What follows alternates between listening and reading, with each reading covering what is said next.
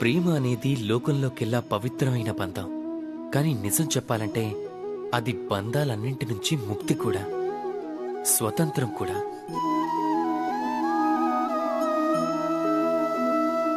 అర్థం కాలేదా? వివరంగా చెప్తాను.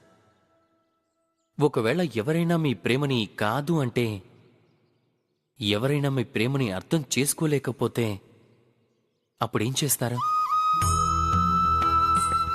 కొందరు ముభావంగా మారతారు, కొందరు మోసం చేసి ప్రేమను దక్కించుకోవాలనుకుంటారు, కొందరు బలవంతంగా ప్రేమపై అధికారం చెలాయించాలనుకుంటారు. కానీ నిజమేమిటంటే మీరు ప్రేమించిన వాళ్లంతా మిమ్మల్ని ప్రేమించాలన్న నియమమేం లేదు. ఎందుకంటే ప్రేమనేది ఒక వస్తువు కాదు, అది రాజ్యమో లేక ధనమో కాదు బలవంతంగా మీ సొంతం చేసుకోవడానికి. ప్రేమంటే ఒక శక్తి. మీకోసం ఏ బంధాలనైనా తెంచుకోగలదు, కానీ స్వయంగా అది ఏ బంధాల్లోనూ చిక్కుకోదు.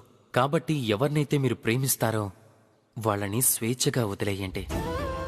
ఎందుకంటే స్వేచ్ఛ అనే భావం జీవులకి అన్నిటికంటే ప్రియమైనది. మీ ప్రేమ స్వచ్ఛమైనదే అయితే అది తప్పకుండా గెలిచి తీరుతుంది. అంతవరకు నిస్వార్థ భావంతో ప్రేమించండి. స్వార్థం తొలగిపోయిందంటే అప్పుడు ప్రేమ మీ సొంతం అవుతుంది. దానితో మనసు ఆనందమయమై అంటుంది, రాధా కృష్ణ.